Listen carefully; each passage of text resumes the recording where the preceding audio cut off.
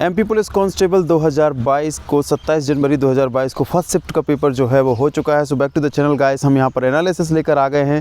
27 जनवरी 2022 की first shift के हमारे पास बहुत सारे क्वेश्चन आ चुके हैं। जो एनालिसिस हम लेकर आए हैं, वीडियो को लास्ट तक जरूर देखिएगा। साथ ही हमारे चैनल को अभी तक सब्सक्राइब नहीं किया तो चैनल को सब्सक्राइब कर लीजिएगा, बेल आइकन को प्रेस कर लीजिएगा, ताकि जब भी कोई नया एनालिसिस वीडियो या कोई भी एमपी पुलिस से संबंधित नई अपडेट में अपलोड करूँ, उसका नोटिफिकेशन आपको सबसे पहले मिल पाए। तो चलिए वीडियो को बिना किसी देरी के हम शुरू करते हैं।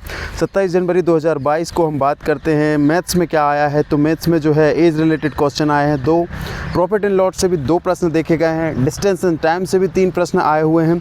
साथ ही मेंसुरेशन का पोर्शन जो है वो बढ़ा दिया गया है। लोगों का ये तक कहना है जो पेपर दे रहे हैं कि 8 से 10 क्वेश्चन जो हैं वो अब मेंसुरेशन से पूछे जा रहे हैं, जिसे हम क्षेत्रवृत्ति भी कहते हैं, जिसके अंतर्गत त्रिभुज, चतुर्भुज, समचतुर्भुज, आयत, वर्ग, वृत्त, सर्कल, गोला, शंकु, ये सारी चीज़ों से प्रश्न जो हैं कुल मिला के 8 से 10 प्रश्न बन रहे हैं पेपर में।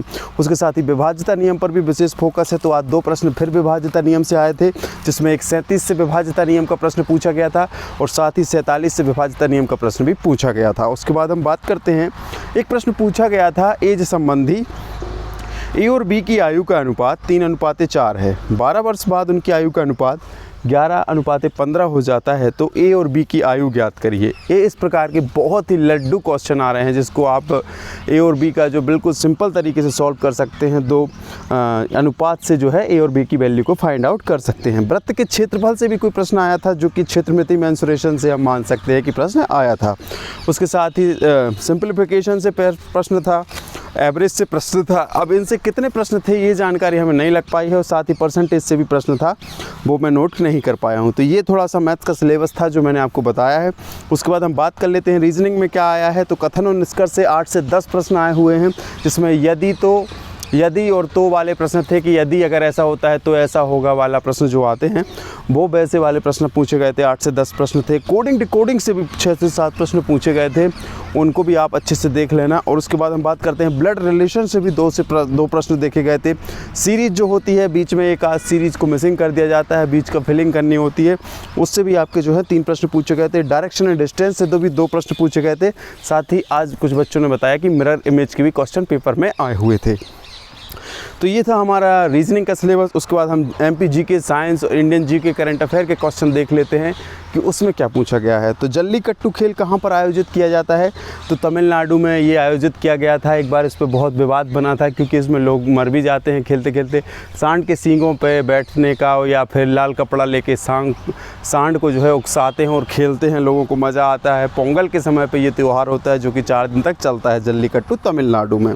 उसके बाद मध्य प्रदेश के किस सीएम का कार्यकाल सबसे लंबा रहा। तो मध्य प्रदेश के माननीय मुख्यमंत्री श्री शिवराज सिंह चौहान का कार्यकाल जो है सबसे लंबा रहा है। ठीक है।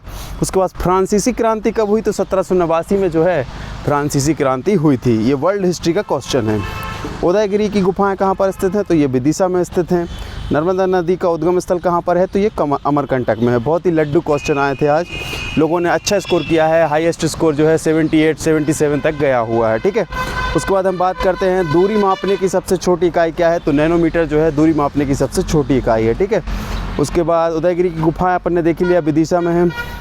अटल बिहारी वाजपेयी कौन से नंबर के प्रधानमंत्री हैं। तो ये 13वें नंबर के प्रधानमंत्री हैं, ये आपको याद रखना है। प्रधानमंत्रियों के नंबर से ज़रूर प्रश्न पूछ रहा है, कभी शंकर दयाल शर्मा से पूछ रहा है, कभी अटल बिहारी वाजपेयी से पूछ रहा है। ठीक है। तो इस प्रकार से याद रखना है कि कौन सा प्रधानमंत्री किस नंबर का है, कौन सा राष्ट्रपति किस नंबर का है। ठीक है। उसके बाद हम बात करते हैं अढ़ाई दिन का झोपड़ा कहाँ पर है।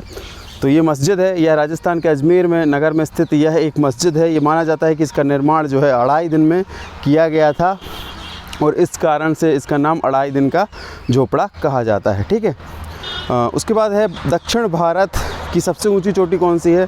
तो अन्नामलाई पहाड़ी की श्रृंखलाओं में सबसे ऊंची पहाड़ी अनामुड़ी है, जिसकी लंबाई 2695 मीटर है। यह केरल के इडुक्की ज़िले में स्थित है। यह दक्षिण भारत की सबसे ऊंची चोटी है। ठीक है।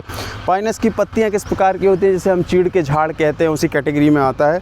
उसकी पत्तियों से शायद कोई प्रश्न था, क्लियर नहीं है कि क्या प्रश्न था, आपको थोड़ा देख लेना है। भारत का सबसे लंबा नेशनल हाईवे कौन सा है। तो NH-44 उसका नाम हो गया है। जैसे अपन पहले गूगल करते थे तो NH-7 जो है सबसे लंबा माना जाता था, लेकिन अब उसका नाम जो है NH-44 हो गया है और ये जो है कश्मीर से लेकर कन्याकुमारी तक फैला है। और एनिमल किंगडम से 2 से 3 प्रश्न पूछे गए हैं। और अगर इसके बारे में हम बात करें तो विज्ञान में पादप जगत और जंतु जगत के वर्गीकरण से 10 से 12 प्रश्न जो हैं विज्ञान में आ रहे हैं, बच्चों का कहना है। अगर कोई इनको पढ़कर चला जाए तो उसका विज्ञान का सिलेबस जो है लगभग कंप्लीट हो जाएगा, क्योंकि animal classification of animal kingdom and plant kingdom से बहुत सारे प्रश्न जो हैं परीक्षा में पूछे जा रहे हैं। तो जिनके आगामी शिफ्टों में पेपर है तो उनको वो इसको अच्छे से पढ़ के जा सकते हैं। दुनिया का सबसे बड़ा क्रिकेट स्टेडियम कहाँ पर है? तो अभी जो ट्रंप के साथ नमस्ते ट्रंप कार्यक्रम हुआ था और ट्रंप के साथ जो है माननीय प्रधानमंत्री जो है उसका लोकार्पण किए थे, फिर बाद में उसका नाम बदल के नरेंद्र मोदी क्रिकेट स्टेडियम कर दिया गया। ये दुनिया का सबसे बड़ा क्रिकेट स्टेडियम है और इसकी क्षमता जो है लगभग 90,000 दर्शक एक साथ बैठकर किसी क्रिकेट मैच का आनंद ले सकते हैं। ये जो है हमारे अहमदाबाद गुजरात में स्थित है। मुग़ल साम्राज्य से भी कोई प्रश्न पूछा गया था, तो थोड़ा सा मुग़ल साम्राज्य का जो है रिवीजन करके आप चले जाइएगा अगर आपका आगामी शिफ्टों में पेपर होता है तो। उसके बाद मध्य प्रदेश में वनों का क्षेत्रफल पूछा गया था हेक्टेयर में, थोड़ा सा इसको भी आपको देख लेना है। रेल बजट को आम बजट में कब शामिल किया गया था? तो 2017 में शामिल किया गया था, इसको भी आपको देख लेना है। ब्रह्म समाज की स्थापना से कोई प्रश्न था, तो इसकी स्थापना जो है राजा राम मोहन राय ने की थी। तो ये था हमारा एनालिसिस। अगर इस PDF को आप डाउनलोड करना चाहते हैं तो डिस्क्रिप्शन में लिंक दी हुई है टेलीग्राम चैनल की, वहाँ पर जाके आप टेलीग्राम चैनल को ज्वाइन करिए और इस PDF को वहाँ आप फ्री ऑफ कॉस्ट जो है डाउनलोड कर सकते हैं। हम रोज़ का एनालिसिस की, सुबह शाम के एनालिसिस की जो है PDF बनाकर अपने ग्रुप पर डालते हैं, उसको आप डाउनलोड कर सकते हैं। और एनालिसिस करने से ये फ़ायदा मिलेगा कि अगर आपका आगामी शिफ्टों में पेपर है तो आपको पता चल जाएगा कि जो है पेपर में क्या आ रहा है, क्या कैसे पूछा जा रहा है, उस हिसाब से देख लेना है, ठीक है। और आज का जो हाईएस्ट मार्क गया है 78 77 तक मैंने सुना है कि इतना नंबर बढ़ के गया है, ठीक है। वो भी यूपी के बच्चों के नंबर गए हैं। तो ये था हमारा आज का एनालिसिस। वीडियो कैसा लगा प्लीज़ वीडियो को शेयर कर दीजिएगा, बहुत मेहनत लगती है बनाने में, और वीडियो को लाइक करना ना भूलेगा। आज की वीडियो बस इतना ही। जय हिंद, जय भारत।